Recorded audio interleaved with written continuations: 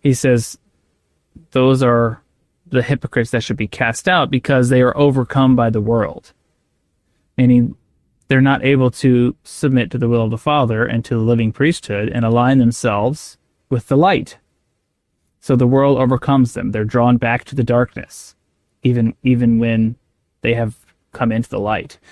And so this callback here is after going through all this and really revealing the spirit of truth and the discernment of false spirits versus the spirit of truth, it then comes back around to Christ where he's saying, "Fear not, you are mine.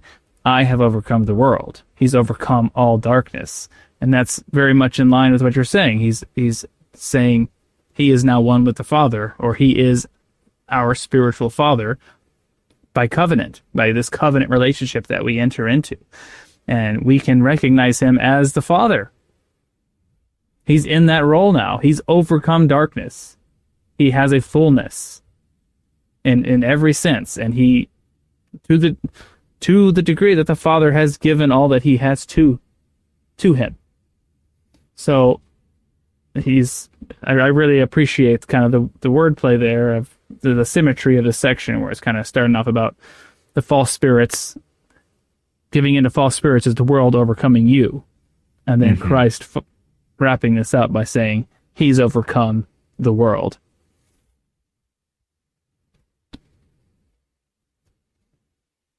And lastly, he shares a few lines here that are quite beautiful. "For none of them that my Father hath given me shall be lost. The Father and I are one. I am in the Father, and the Father in me. And inasmuch as you receive me, you are in me, and I in you. Wherefore, I am in your midst, and I am the good shepherd, and the stone of Israel. He that buildeth upon this rock shall never fail." And the imagery of Christ as the shepherd, going after the lost sheep, right? I mean, that's just the perfect symbol of hope for all of us, because we all wander. And we all find ourselves in positions where we feel that we have gone astray and that we're not as close to the Savior as we ought to be. And his message is a message of mercy and of love and of tenderness, and is one that goes after those who are lost and calls them back in. And that's the beautiful message of the atonement.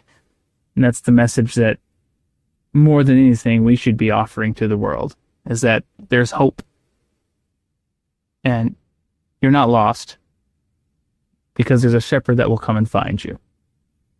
And if you discover his nature and who he is, and let yourself be rescued, you can then build on that rock. You can then take part in that kingdom which he gracefully, mercifully shares with all of us. I really appreciate in these verses, and I'm not trying to be exclusionary.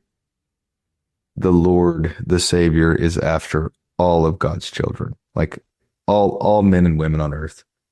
Christ is reaching out and seeking for any and all of them to embrace the gospel and to embrace truth. But that being said, these verses kind of allude to and kind of speak to something deeper and something even more special, so to speak, for those who are part of his flock, right? Meaning those who are covenant makers with the Lord, whom the Father is going to give to the Savior, who shall not be lost.